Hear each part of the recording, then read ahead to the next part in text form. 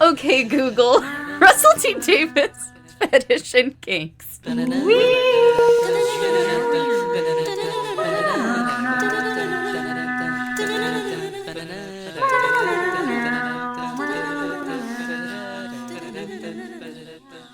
Hello and welcome to Dr. Ruff. I'm Sarah Trainer. And I'm Jeanette Chen, which, fun fact, if you know French, means dog. Really? Oh my god. Yeah, Chen. Well, so, for those of you listening, I'm not French. Imagine being French. I'm not French. It's a Chinese last name, but when they came over, when they immigrated, they changed the spelling so it's spelt just like the French word. Oh, I thought you meant Jeanette. I was like, that's crazy. That's like a really common name, and they're all God, dogs. could you imagine if Jeanette meant dog? Yeah, I don't know French. I was like, I fully believed you. I was about to ask you what Chen meant. That's really good. No, Chen means dog in French, but in Chinese, which is what it actually is, it means money. Fun fact. Puppy money. Dog money, dog's body, dog, wolf? Doctor what? Doctor what? Well, anyway, based off of our long intro, you can tell that we're going over episode 2 of series 2, Tooth and Claw. Dude, this episode was so good. I loved it. I loved it so much. I really liked it as well. I feel like it took concepts from The Unquiet Dead and it did them way better. You know what I mean? Like, this was basically Unquiet Dead on steroids, like, in the best way, in my mind. Yeah, because harkening back to The Unquiet Dead, I feel like our biggest complaint, or at least, like, my biggest complaint, was that the villain just was not strong enough to tie everything together. Like, it was very shaky, because the Gelth were just kind of But this is just like a full-on werewolf. Yeah. Which is one of my favorite things in Doctor Who, when they take like a fantasy concept like werewolves or ghosts or whatever, and they're like, what if? Like, science. And what if? What if it was literally sci-fi? Oh, amazing. I really enjoyed this episode. I enjoyed Queen Victoria a lot. Yeah, man. But before we get into it any further, Oh! Get it? Oh. Dog? Puppy? Werewolf? Anyway, landing in the 18th... Werewolf? Where's... Wolf? Where's this joke going? I don't know. Anyway, landing in the 1870s by accident, the 10th Doctor and Rose get caught up in trying to protect Queen Victoria. However, it seems something more sinister is afoot than a simple assassination plot. Can the time travelers stop the coming of the Empire of the Wolf? Dun dun dun! I'm into that. Yeah, that's a pretty good one. I like how the monks... We'll get into the monks, actually. I have a lot to say about the monks. But first, let me get into the fun facts. Yeah, you do? Oh my god. No. No, I can't. I haven't been normal. I'm so scared. Let's listen to the fun facts before we get into anything scary. Sorry. Initially, the Doctor... Sorry. I'm like tweaking. I'm like not normal today. Okay. Initially, the Doctor and Rose were both supposed to fake Scottish accents and then forgot to use them when the action started. Billy Piper's terrible Scottish accent put an end to that. I'm glad they wrote in a joke about it, too, instead of just having her not do a Scottish accent the whole time and, like, wondering about it. Yeah.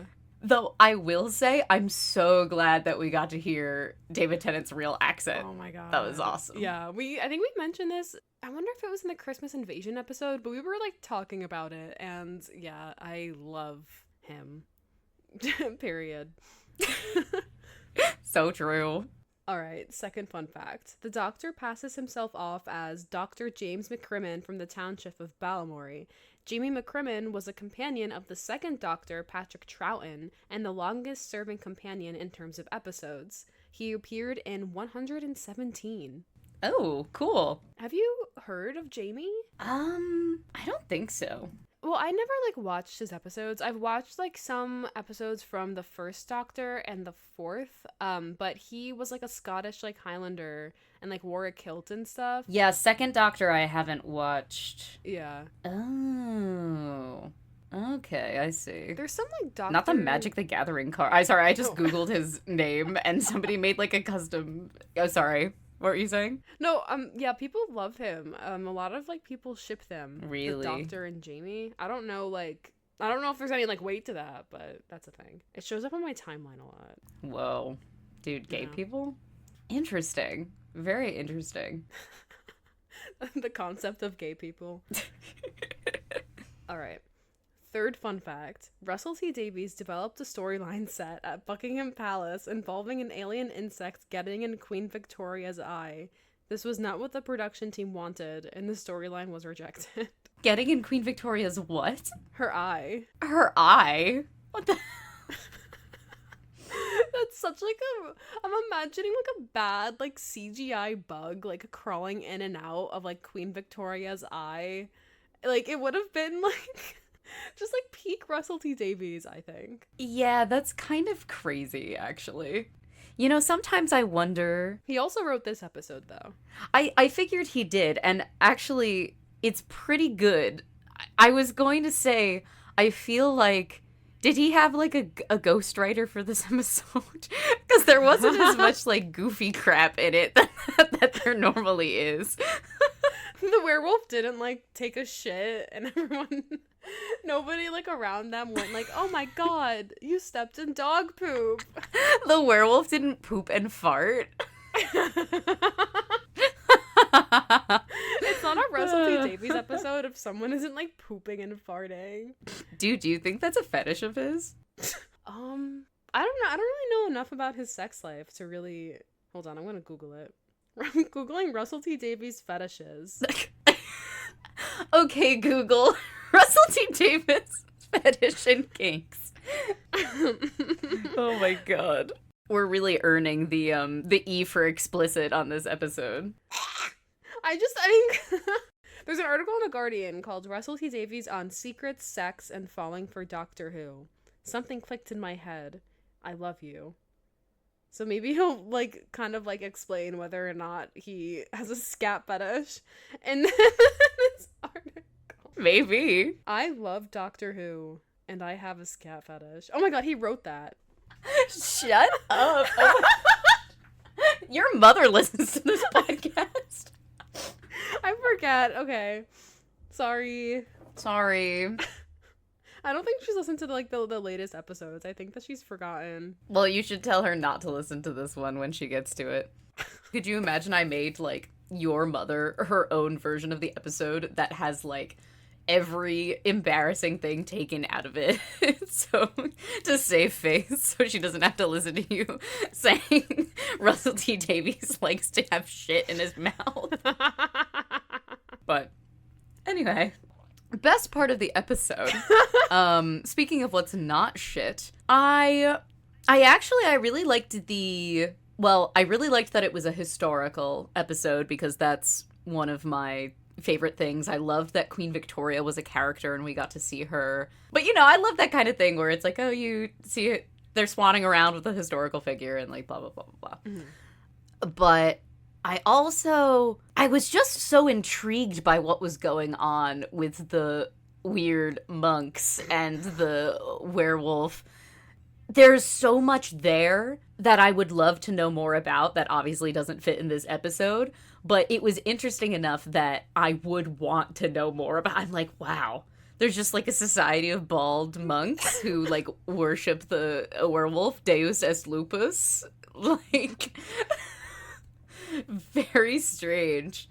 But I kind of liked the plot conceit this time, when normally I don't really like the plot conceits of Russell T Davies' episodes. But I don't know if that's necessarily my favorite part.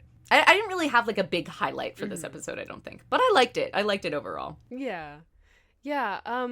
They had a kind of a throwaway line where they were talking about like a monastery like down the road. and like the monks like turned from God and started worshiping the wolf, which I feel like wasn't really a thorough enough explanation of like why monks specifically. I think I don't know. I love it. The monks, like the rando monks. No, I mean, think more stories should have monks in them. Listen, I think it's like camp as hell, and I loved it. It was just kind of like, I don't know, like what you were saying earlier about like I wanted to like know more about like the society of monks. Like I feel like they could have made it more clear that the monks were like from a monastery. Just like a little nitpick, you know, because like it's just these guys. Yeah. Sure. No, my favorite part was the opening. I literally like I lost my shit watching that. Like I couldn't breathe. I like completely forgot that the episode opened that way. And when he went like the fist of man, I was crying. Yeah. And they like that was kind of awesome. It was crazy. And then they like throw their sticks up in the air. They're doing like a whole like choreographed dance, and then they jump over like the people. Like they didn't need to do any of that. Like it was so unnecessary, and I loved it. It was so good. Low-key, it was kind of Martine pilled. I knew you were gonna like bring it up. I was like, I can't bring it up of my own volition. So for our listeners at home that were not present during this era of Jeanette and I's lives, we had a D&D campaign where my character was based off of Martin Luther, called Martine. You know. Yeah, of the Protestant. The guy who did the 99 Theses. Yeah. If that wasn't clear. the Protestant Reformation fame. Yeah, we had watched the movie. I think it was called Luther, right? In AP Euro. Mm-hmm. Yup, with Miss Young. Miss Young. Shout out Miss Young, friend of the podcast. Shout out. Friend of the podcast. And the lead actor is, like, kind of fit, you know? And so I was like, yeah, like, he's me, I'm him, he's in our D&D campaign, and he was a monk, which I didn't realize that he would be more of a cleric, so then he was just kind of, like, a fighting monk, and he had a whole love story with another Protestant Reformation leader named Zwingli, and it Zwingli? Yeah. So that's the tea. I don't know why I freaked out earlier. I've been like on my bullshit, and I just like I can't. Anyway. So yes, favorite part was the intro for you. Yeah. Love. It was really, I thought the pacing of the episode was really, really good. Especially having that intro and then kind of leading the bit. I don't know, I liked it. And the whole, like, mistletoe I don't know. I liked it overall. I thought it was good. Yeah, it was very engaging. Everything felt like it flowed really well. There are some episodes that, like, don't flow as much. I feel like the last one... Yeah. Like, there were a lot of good moments in the last one, but there are times when you don't feel as engaged as you do during, like, other scenes. But this one, like, it went by, like, a lot more quickly for me. Yeah, I agree. But what part of the episode would you have wanted to go by more quickly because it was your least favorite part?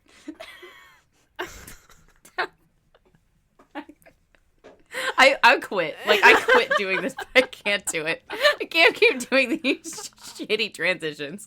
I can't. I don't even know. I don't even think, like, a segue was, like, really needed like that. I feel obligated to do them now. Yeah. My least favorite? I don't know.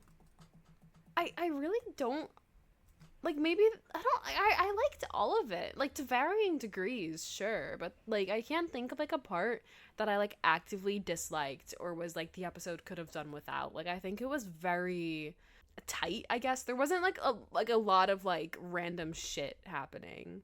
So, yeah, Russell T Davies had a really good editor or a ghostwriter for this one. Honestly, low-key. Yeah, I feel like he proves why editors are needed, because otherwise he just, like, runs rampant and there's just, like, random shit going on all the time, which is part of Doctor Who's appeal, but, like, you can have camp, you can have fun sci-fi stuff without, like, pooping and farting. This is the thing. I do think that There was one thing that stood out to me, and it's a super minor gripe, but I really hated the running bit of Rose trying to get Queen Victoria to say we are not amused. It really bothered me after a while. I think they brought it up too much, and that's a classic flaw of Davies's writing, is that he'll pick a joke and he'll run it into the ground. And sometimes it works if the joke is actually funny, but I think this time it didn't really work for me. I don't know about you. I think that's a valid nitpick. I don't know. I feel like for me, it kind of like tied in to like the theme of the episode, because I feel like there was this underlying current through it all of like there's a juxtaposition between the Doctor and Rose's fun and glee at like seeing like a real live werewolf, and like these people who like were terrorized by this creature and who have to deal with like the aftermath of like the death and destruction it caused after the Doctor and Rose leave. I feel like when there are a bunch of times when Rose tried to like make that joke to Queen Victoria, and she was like, what are you saying right now? Like, this is like a life or death for me. Yeah. You know, like she can't just go hop off on a spaceship and leave, you know, none of them can. So there isn't like that levity there that there is for Rose and the Doctor. And I also feel like, yeah, I don't know, like the Doctor and Rose's dynamic has definitely like shifted this season, but I liked how, yes, yeah, I the last couple episodes we were talking about how it was bothersome how Rose was a bit of like a damsel, but in this one I feel like she's more settling in to the new like relationship. She wasn't as much of a damsel. She was more capable. She's joking around with the Doctor. Like they're kind of like in cahoots. They're partners in crime here, and they kind of give off like old married couple vibes. I'm going off into a whole other thing, but I feel like that running joke to me, even though it wasn't like super funny, was more like emblematic of like their relationship and like kind of like the havoc that they're starting to wreak. Yeah. No, you really bring up a really great point that I didn't even think of at all until you mentioned it.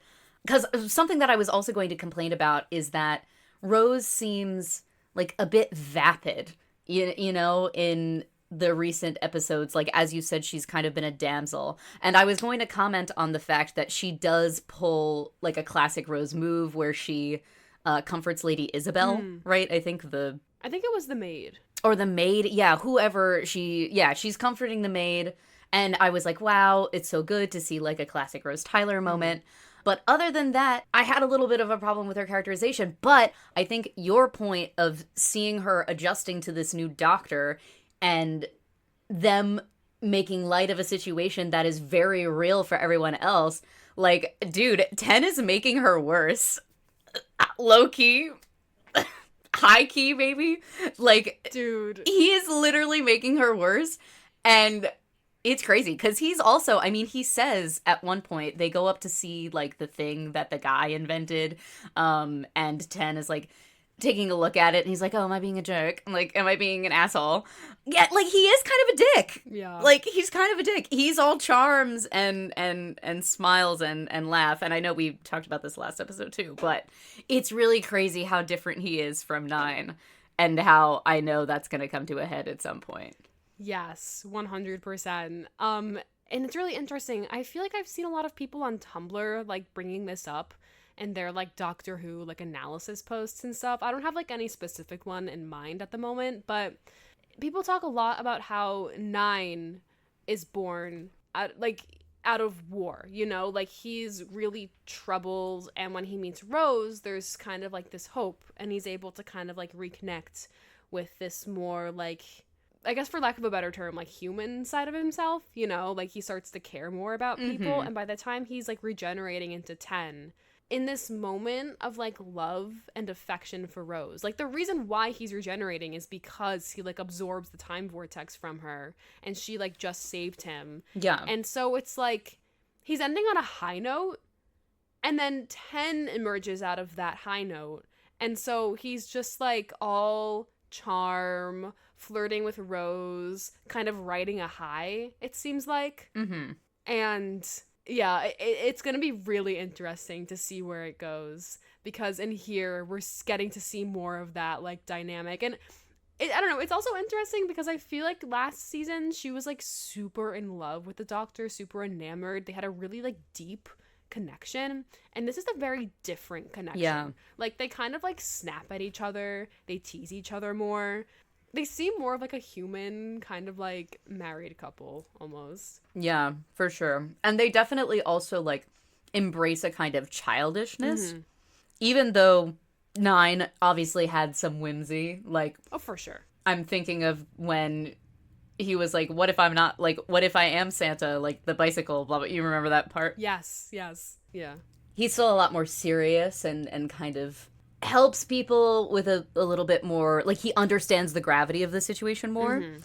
And 10 is kind of like, he knocks a vase over and he's like, what? Like, what did I do? You know, like, he's kind of that guy. Like, he thinks he can schmooze his way out of everything. So when Victoria, like, banishes him at the end of the episode, and he's kind of like, oh, like, you know? Yeah, I think there's some really interesting characterization things happening here that I'm really, really interested to see where they go. Yeah. Because, yeah, like last season, like, it's about 9 being too serious and slowly starting to like embrace like love and more positive emotions and stuff, and now it's like the opposite for 10. Yeah, it's interesting to see characters like Queen Victoria like react negatively to them in their presence, because I feel like last season it was kind of like people approaching them kind of hesitantly and then like growing to like be grateful for them and being like grateful for being like saved and stuff. But in this episode in particular, it's like totally the opposite. Like she trusts them at first, and then she's like, I don't want any part of what you're doing. And the fact that you don't even see how like serious this is to me and to the people around, like, you are not good people. Exactly. And it's really interesting, too, because I feel like it's so different from the 10 that we saw in the Christmas Invasion, like at the end of the Christmas Invasion, when he ruins Harriet Jones's career as prime minister. Like, because that 10, like, cared, right, about not innocent, but, you know, people who had agreed to stop the fighting go, but then he's like so wishy-washy, you know? Yeah. I mean, last episode he did like care about the sick people. I mean, no, of course he did. Of course he did. I mean, so it's not as if he doesn't like care. And here, like, not like a ton of people were like dying en masse. It was just like that one guy who like willingly like it was a couple of guys who like willingly like sacrificed themselves. No, true. The stakes were definitely not as high. Yeah. Like, in that regard. Yeah. But no, like, there is a definite, like, lightness. I was gonna say the absence of gravity that 9 had, but then I was like, no, there's a word for that. Absence of gravity works, too. Yeah, I don't know. It's very interesting. And I'm interested to see more, obviously. I'm like, on the edge of my seat. And then also, something I wanted to talk about is how heavy the Torchwood tie-in was with this episode. But it didn't feel so heavy-handed as, what was the episode that had the crazy Torchwood pull? Do you know what I'm talking about? I don't know what you're talking about. Was it The Long Game?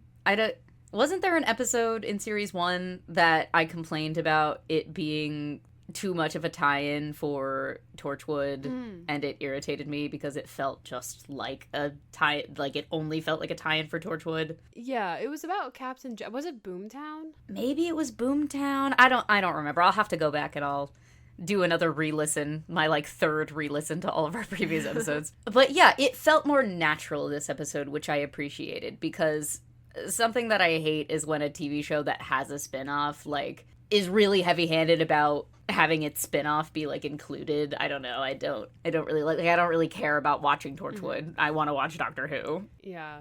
but I didn't think it was so bad. Yeah, I was actually gonna say, I feel kind of bad, though I suppose you probably already knew. Did you know about Torchwood prior to, like, this podcast? Yeah, I did. Okay. Yeah, because I was gonna say, you know how, like, last season's arc was, like, the bad wolf thing? Like, there was a bad wolf reference in every episode? Yes. It's Torchwood this season. Oh. Like, what's Torchwood? Why does everyone keep mentioning it? Yeah. So it's like... Oh. Yeah. Okay. That's fine. I know. I'm sure it'll be fine. I mean, if it's all as well done as this episode, then I'll be fine. Yeah, it's not, like... It's fine. Okay. Do you have anything else? I need the Doctor and Rose to make out. I feel like they just need to kiss. I can't. They're in a room together and they're looking at each other and he's like, "Where's Rose?" whenever she's in danger, and it's like just kiss. I can't. I know. It's just so... I can't. Oh my gosh. And Ten's, like, little glasses that he put on this episode. Yes. They both looked really cute this episode. I loved Ten's glasses, and then Rose's outfit, and everybody being like, oh, this naked feral child. And the Doctor being like, oh, yeah, we had to trade it, whatever, Timorous. The Elephant Man bit, like, all the jokes about it. I love their ribbing. Like, I love the jokes, the joking around. Yeah. I loved Rose's outfit too. Another iconic one for the books. Yes. Yeah, the teasing, the back and forth is just, like, really funny, and I feel like a lot of like my thoughts kind of tie into, like, later episodes. Like, I feel like we're starting to see Ten, like, really take shape as a Doctor. He gets his glasses out and he says, like, "Oh yes," and that's, like, a thing that he says, like, a lot, and I, like, lost my mind when he said that. Oh my you gosh. just, like, the 10, I guess, tropes kind of, like, are getting, like, put into place in this one, and it just, like you said, it just makes me excited. I feel like all the episodes we've watched thus far are, like, kind of, like, building upon each other well. It just makes you, like, want more from the characters. You just, like, want to see, like, what's gonna happen. 100%. This is a really great, like, stepping stone episode, I feel, that I think will probably... I don't know what next episode is, obviously, because I haven't watched it yet. But I think it's very good easing us into 10 and kind of establishing new dynamics and just being overall, like, a fun plot. And the special effects were pretty good this episode, too. Like, the werewolf was not so bad. I was gonna say, we don't even really, like, see that much of the wolf. I feel like they tied in a bunch of, like, other elements to kind of, like, heighten the fear without, like, drawing too much attention to, like, the CGI monster. And I think that they did that, like, really well. Like, they had, like, the guy in the beginning playing the wolf with those big black eyes. He was really good. Yes. He did a great job. Yes. And actually, I thought it was so awesome that we had all this wolf imagery and it was, like, the werewolf stuff, and he made that he made that comment where he was like, I see it too, like I see it in your eyes. You burned like the sun, but all I need is the moon. That line went so hard. Yes. I was like, oh my god, literally the heart of the TARDIS Bad Wolf. Oh, I love it. I live for, like, references to Bad Wolf, like, post season 1. I like it when people acknowledge that Rose is more than, like, just, like, some girl, because she's so much more than that. She's special, literally. And yeah, just he did a great job. And then he transforms into the wolf, but then it's like when they're hiding in the room, you kind of see, like, the dust falling down as he's like trying to, like, cave in the ceiling, and you hear, like, the scratching on the wall, and there's a lot of, like, build up, and the way that the people react to it, they're all, like, chained in the basement and, like, shaking. It's like they created, like, an atmosphere, and, like, it all takes place in this, like, mansion in Scotland, and it's, like, all dark, and all the clothes that people are wearing it is dark. It's very...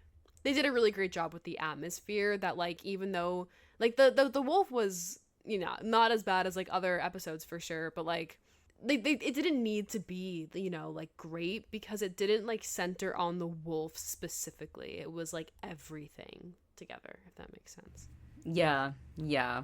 I mean, I already said this before, but I love like historical themed Yeah. episodes, and Victorian is just a great setting for this. And also, I've been rewatching Black Butler. Oh my god. So, Oh my god. like, We're both on our weep seeing that shit. Queen Victoria is in this episode. Literally us on our weep shit, which, going to fit, oh my god, should I announce the Fan Expo Yeah, thing? yeah. Well, listeners, it's going to be way past the time that this actually happens when this episode comes out, but I am leaving for Dallas this weekend. As of recording, it's June the 5th, 2024, and I'm going to be leaving to go to Fan Expo Dallas, and I'm going to be taking a photo with David Tennant and Billie Piper. Very exciting. So, just in case anybody wanted to be jealous. No, I'm joking. As they should be. I'm joking. I'm very grateful for the opportunity. I'm so excited. I'm literally so excited. And Sarah, like, next time something like this happens, we have to get you there. Yes. We need to crowdfund. Listeners of Dr. What, hear my pleas.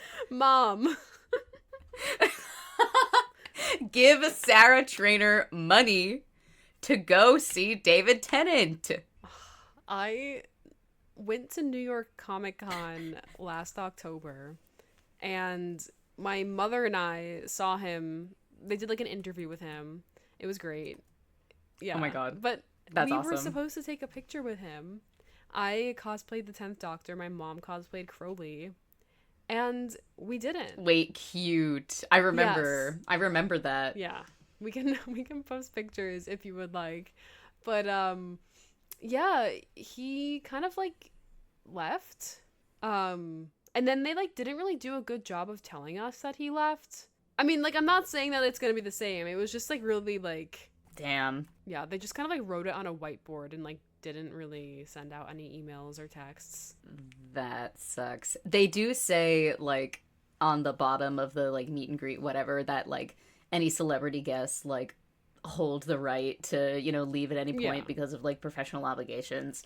But even if that did happen, I would be really disappointed, but I'm sure they would refund me the money if, you know. No, yeah, for sure. I'm just He had to magically, like, up and go. But yeah, that does suck a lot. sorry. I feel like that's like the worst story to like bring up prior to your meeting. Like, I'm sure that like everything will go fine. This was just like, No, it's okay. we spent like too long in the lunch area. I think I like fell asleep, so that probably had an impact. This guy's sleepy with it.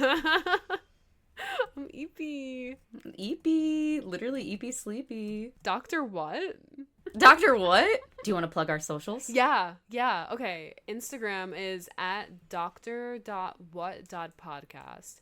And Tumblr is at drwhatpodcast. Follow us. Pretty please. Pretty please. Please. Doctor. Ow! What?